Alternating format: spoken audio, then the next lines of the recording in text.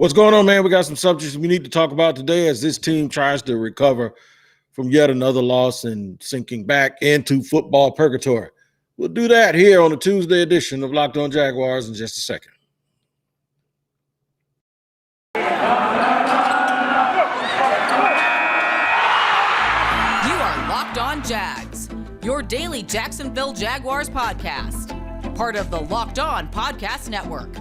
Your team every day.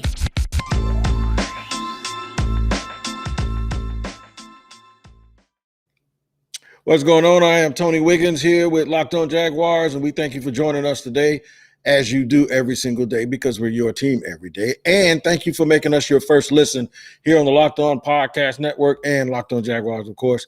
And a reminder is we're free on all platforms. Make sure you tell your friends about YouTube also. Of course, if you're watching on YouTube today, you see me. I look like a offensive coordinator in the Big 12 who's on vacation. But we're going to bring the goods to you, man. I'm trying to hide the logo on my shirt because I don't think that's what we're supposed to be doing. But this is my attire. This is what it is. So I got a few things for you guys today. I want to talk about the team in the first segment. First of all, I'm going to send a hello to all of those people that said all we got to do is draft Trevor and not screw it up and just get out of the way. And I'm going to warn you. I'm going to remind you that I warned you that was not the case, that this was more than just draft Trevor, stupid, don't mess it up, just move out of the way. Because a lot of people are now saying that Trevor Lawrence needs to actually be involved in every personnel decision that is made from here on out. And I think that is the worst thing that you can do, because I don't know what the hell Trevor Lawrence knows about building a football team from scratch in the NFL. So we'll talk about that in segment one. Segment two, why is everybody so upset if the team was 1-15 last year? Because here's why, and I'm going to give it to you. The bigger the talk, the bigger the expectation. Now, you all, if you follow rap music, you remember the bigger the cap, the bigger the peeling note, but the bigger the talk, the bigger the expectation. And there's a lot of big talk around here about the best of the best and all of that stuff, and we're getting the worst of the worst. So that's segment two, and I'm going to talk about that because everybody's wondering why there's a lot of fans in the base that think this way. You're 1-15, what you expect? Well, you acting like everybody's saying that they should be in the Super Bowl when you say that. No, you 1-15, you expect them to be better. Okay, and it looks like they're headed back to right at the same spot. And not only the record, it's not even just about the record. What it's about is you're incompetent. Why don't you look better than you did last week? Who honestly can you beat? Right now, if the season ended, they'd be if it ends in a tie with three teams, they'd be picking second again. You should expect way more advancement, and you should expect way more than that, and we'll get into that too. Segment three is the one that I want you guys to hang around for, because there's different levels to this. When we talk about improvement, right now the Jags are bad/horrid, right? That's as bad as you get. It was like what they were last year, and they haven't improved much on that this year. So the next level is improving, which is where we thought they were a week ago. The next level after that is competitive. Competitive. Week in and week out, you're competitive. After that is consistently good. That's sort of where I don't know, you just pick any team that hangs around that 10-6 area, even though there's 17 games now, where they're consistently good, maybe not good enough to get over the hump, sort of where Tennessee is kind of hung out at. Although Tennessee is probably more on the side of contender, consistently good, can be a contender kind of team right now. And then the last one is contender and then championship favorite. So there's levels to this. How do we get there? And look at the roster and tell me how close or how long do you think and how steep that climb is. I'll tell you which levels I think are easier to get to from the previous level, and then the last one that is really, really hard to overcome. Ironically, the last one that's hard to get to is obviously the championship level favorite. But the one that's hard to get to is the one that they're trying to get to right now, really. This is a difficult one. This is a big step. This is a huge step. Huge step. So we'll talk about all of that today on the show. But first, didn't I tell y'all? I warned a lot of people that were so excited about Trevor Lawrence, just get Trevor. Just get Trevor. Just get Trevor. That's not what it is, man. This isn't built like this. A lot of quarterbacks have been ruined because of that philosophy. This is about more than just getting Trevor Lawrence. It absolutely is. You have to do better than just get him and think that everything else is going to be all right. And the problem with Jacksonville is, and that's why I wanted to go over that outline of what I'm going to discuss, Jacksonville has been bad and horrid for so long that I think many of the fans and the media that cover the team, they just wanted a little improvement. I said in the offseason that the way this job was set up, whether they tanked in the past or not, they really cleaned the slate for whoever was going to take over this team. You have the opportunity to get Trevor Lawrence. So, yeah, we were bad in the past, but the only reason you have Trevor Lawrence is because you were bad in the past, right? So that curse became a gift. This roster is terrible. Yep, you know why? You had to be terrible in order to get the first pick in the draft. You also had to clear cap space and be paying the minimum amount of money to some guys and not screw your team up with contracts. That's what you had to do in order to be bad. And in order to get Trevor, you had to be bad. So all of this stuff kind of goes hand in hand. Whether there was the intent of the previous regime or not, this is exactly what happened. And the reason Urban Meyer took this job is because it gave him a greater chance to win. But now we've seemingly almost wasted an entire year here. They didn't do enough to surround Trevor Lawrence with talent. Now, I know we get caught up in names, and it's another pet peeve of mine, and we can go player by player by player. Oh, we like him, we like him, we like him, we like him, we like him. Oh, we like him too. He's pretty good. If you like all of these guys, why is the team so bad? If everybody's fine and everybody's okay, and there's a difference between a very good player who's a difference maker and just a guy who's on NFL rosters. And too many times we think that just because a guy is on an NFL roster and you need 53 guys, so you're going to need a bunch of guys like that just because we have those guys, that those guys are good enough to propel this team to win. Meanwhile, in other cities, you look at Tampa's defense, even though they got throttled the other day, they got guys like Vita Vea. They got guys like Ndamukong Suh. They got guys like Devin White. They got guys like Levante David. They got guys like this rookie Tryon. They got guys like Shaq Barrett.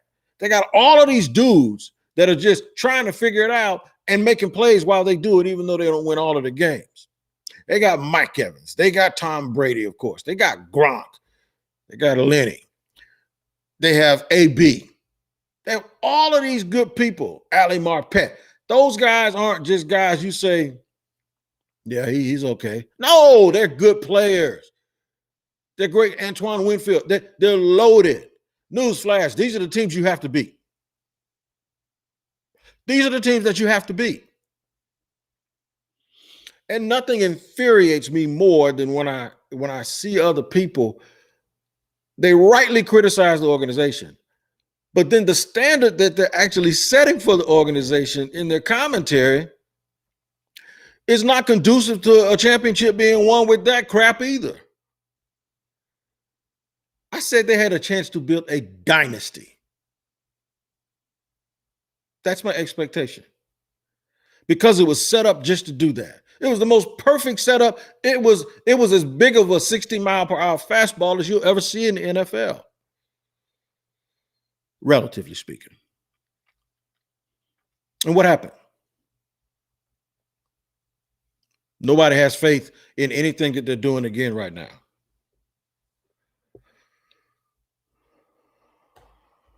I warned y'all. I told you. It ain't just about just get Trevor and get out of the way. Just get Trevor and don't screw this up. No, if you want to, okay, at some point, if you want to be excited about something and be relevant, where in your imagination, let me ask you something. Where in your imagination in the offseason?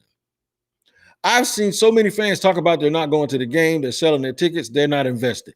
At what point when you knew the Jaguars were getting the first pick and Trevor Lawrence and all of this tribute to Trevor and talking to his old high school coach and talking to his kindergarten teacher and his old teammates on Pop Warner, where in any of this did you think that before half the season was here that you'd be saying you're not going to the games? You know what they did? They took most of y'all's advice. They got Trevor and they got out of the way and they didn't do anything else. We got to raise our level of thinking up. We have to.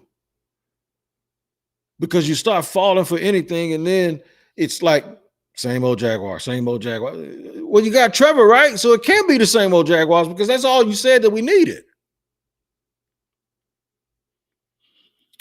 Talk about a little bit of that in connection with some other stuff.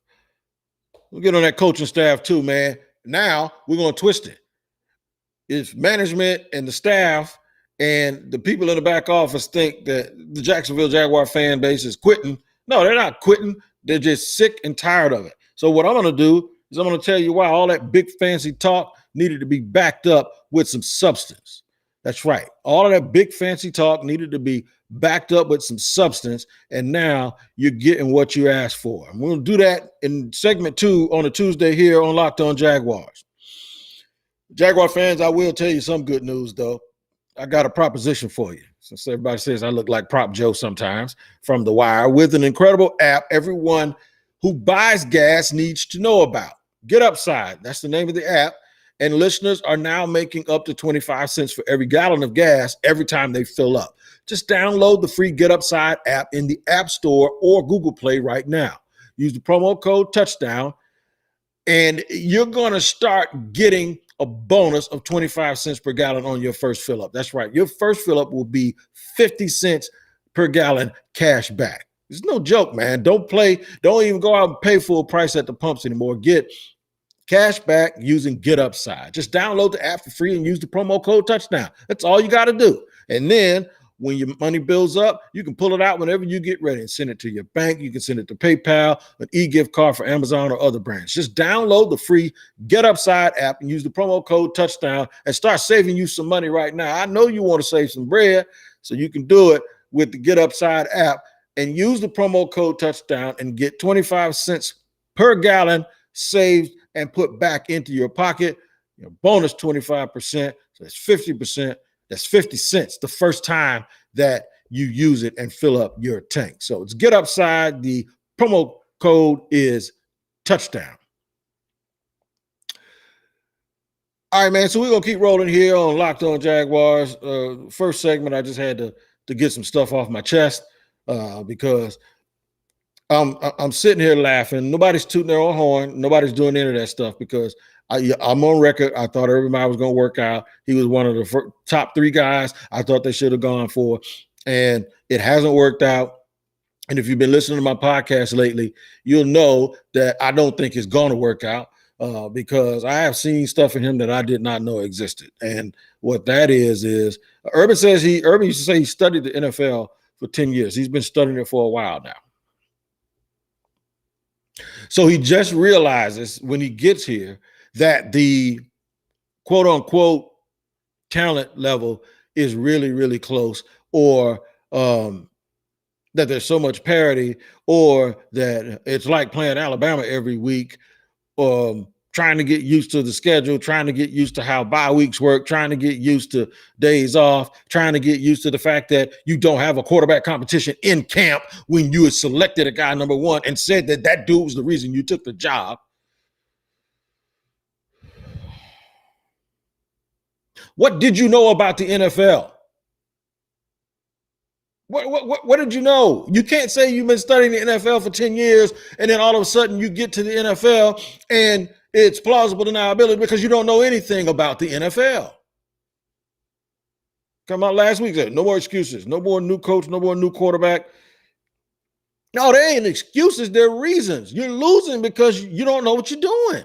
You're losing because you're out prepared. You're out coached. Your team looks lost. Your players are coming out saying, well, we didn't get together in off week. The thing that's supposed to, that's like me taking a vacation and then coming back from vacation saying, I'm tired. What I should have been, rejuvenate my mind. What I should have been, get my head straight. When I should have been celebrating our win and now being real enthusiastic. And that's DeJuan Smoot that said that. And he's one of the most high character guys on the team.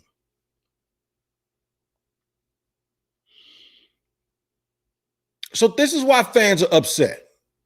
The bigger the talk, the bigger the expectation.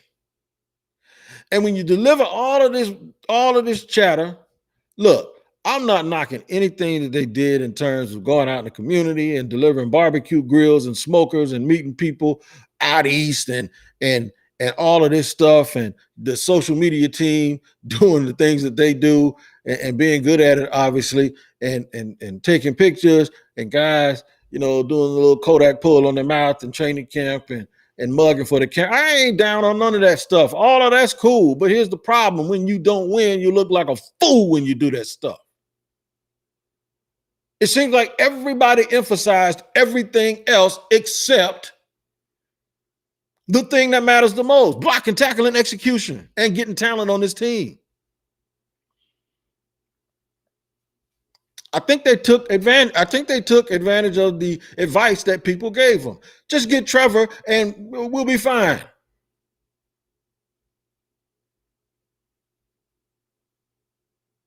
Well, it's year one, Wig. They ain't supposed to go out and sign all of these dudes, and they ain't supposed to. Why not? What are they going to do differently next year? What are they going to do differently next year in free agency? Oh, next year is the time that you're supposed to sign people. You weren't supposed to sign people this year, this past season? Who says that you have to wait when you first get there and you don't have to do anything? I get so sick of these teams and these GMs and these guys coming to these teams. And Caldwell did the same thing. And y'all know, me and Dave cool, but he did the same thing. Gene Smith did the same. Everybody takes their first year and go, well, let's just wait and see what we got. As if you just got all day. If you've been in the NFL and you have a job, why on earth are you sitting there saying, wait till we see what we got? No, you need to come in with 6 phone books full of players that you know can get out. I want one of those guys right there on my team. Whatever you got to pay him, get him on here. Who says you got to do this first or do that first, or you got to do this first and well, you got to make sure you got this before you get that? The hell you do. Get them when you can. This is the thing that we're thinking all of these players are just like these robots, that they're all just alike. No, they're not. You get them when you can, because that might not be available next year. And if it is, it might look like that, but it ain't that, right? These formulas, they just kill me. The bigger the talk, the bigger the expectation. You tell people the best of the best, they're going to get fired up. They're going to be ready. They're going to be stoked. But if they get there and what they see is the same kind of incompetence, and what they see is, at least the last regime didn't brag that they were going to do something magical. Hey, man, there are no bad players. Remember this one? There are no bad players, just bad coaches. That's exactly what we got right now. You want to figure it out? Go back and listen to what you said.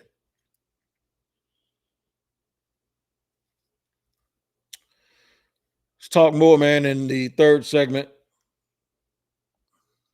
What level to Jacksonville? What are realistic levels? Where they're in the bad horde area right now.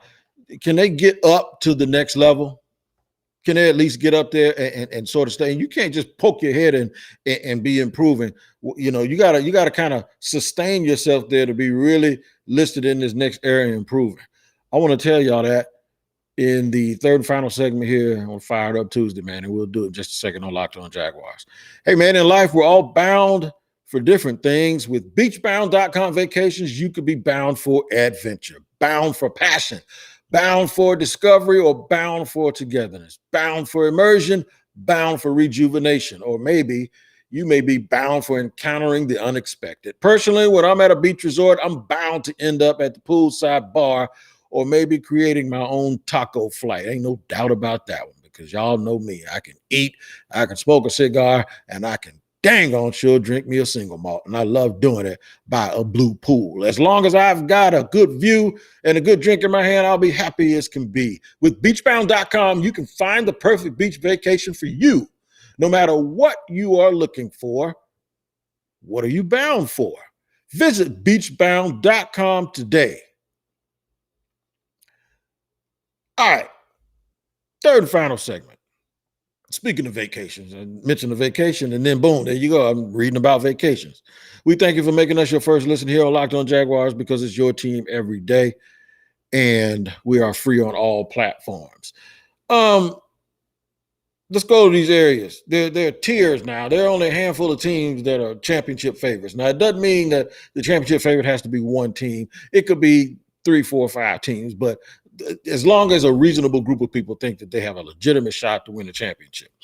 Your contenders, well, those are the guys that can up jump boogie and kind of get their way in there and poke the bear and get hot at the right time. The championship favorites are teams like the Rams, the Cowboys, the Bucks, of course, the Packers. Those are the teams that people really right now, I'm hearing more and more people think that those teams are the ones that legitimately have a shot to win it all. It's ironic that mostly in the NFC. Contenders, I think the Titans definitely were before they got hurt, before Derrick Henry got injured. But they're still probably one of those teams that, can do something at the trade deadline and get lucky or whatever and still have a legitimate shot to try to make a little bit of noise and try to get hot in the playoffs. New Orleans is definitely a contender, even though they got some quarterback challenges. Consistently good teams.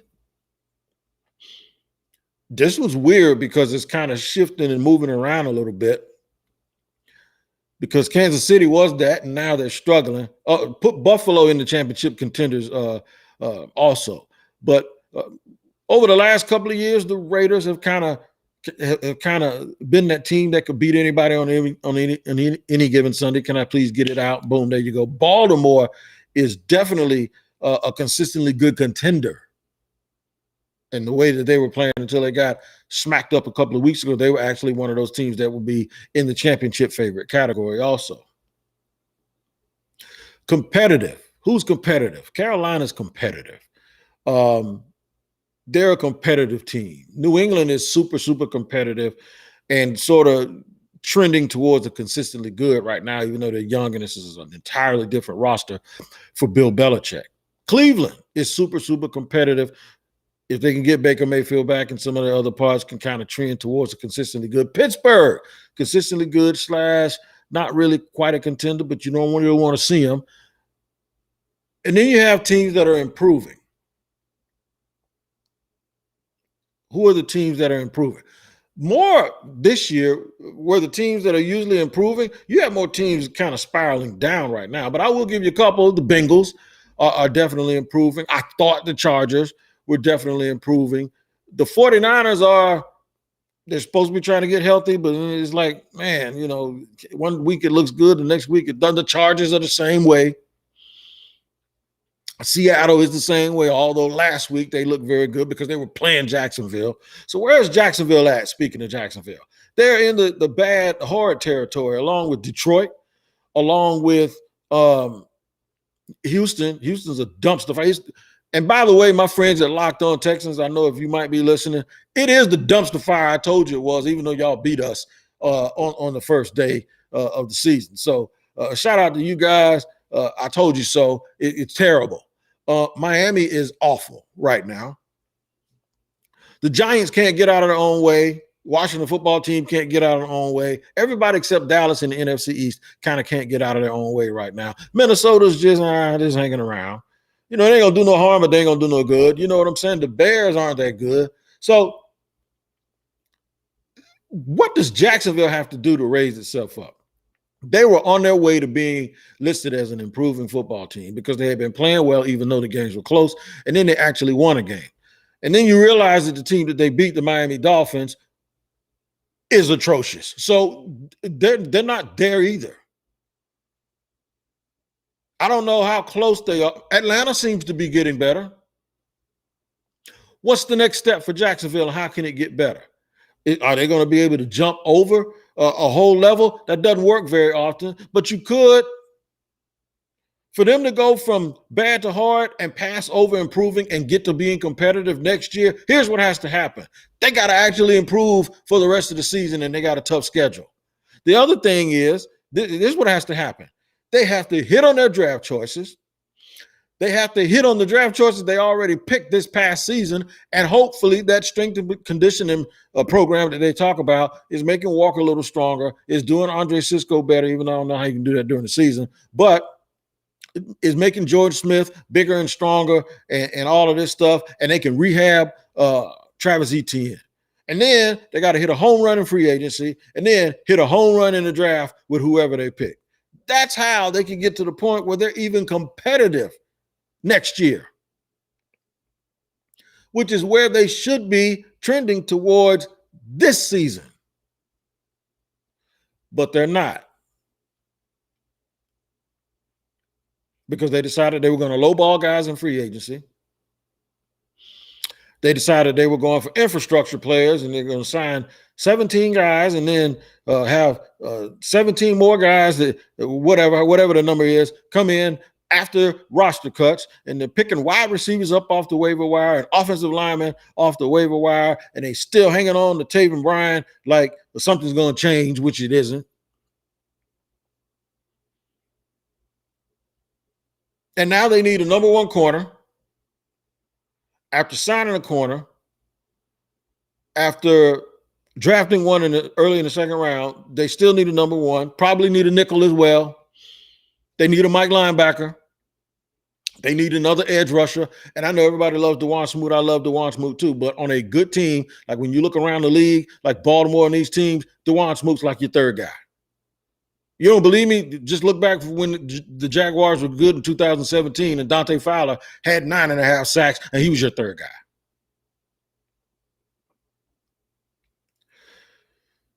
They need another defensive lineman. Roy Robertson Harris is a nice rotational player, but he was available for a reason.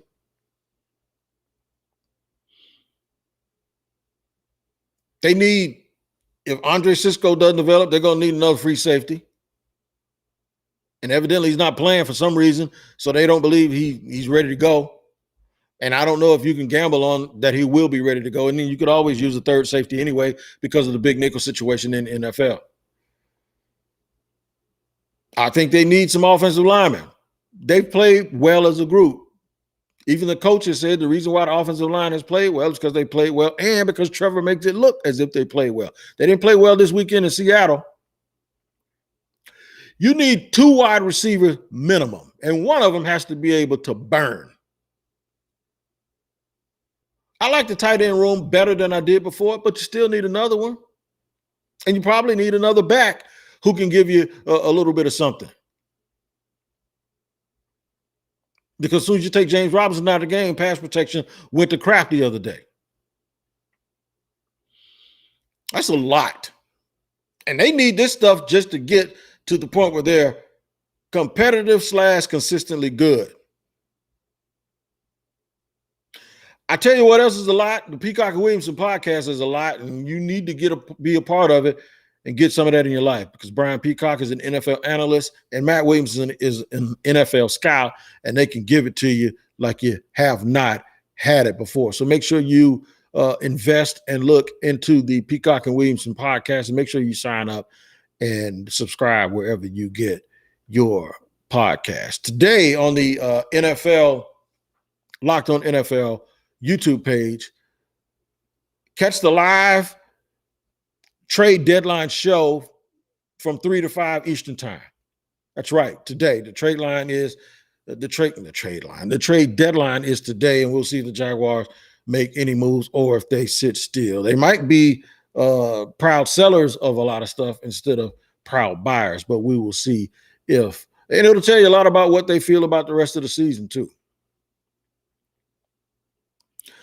Until tomorrow, man, y'all have a good one. Hopefully there's some good news pretty soon for me to start talking about, saying some things. I don't want to be like this all the time, but they make me do it. They bring it out of me because I care so much about the fan base, and I hate when the fans are promised the big talk and don't get the big result. So we'll see if the Jaguars can do something within the next few days to try to cheer this fan base up and then go out and try to win maybe and play very competitive against Buffalo. But make sure you tune in tomorrow again for Locked On Jaguars because it's your team every day, and we appreciate you riding with us, and we are free on all platforms. It's Tony Wiggins, man. Y'all take care. It ain't nothing but love. It's a beautiful day in Jacksonville outside. Go outside. Look around today. It is nice. Take care, man.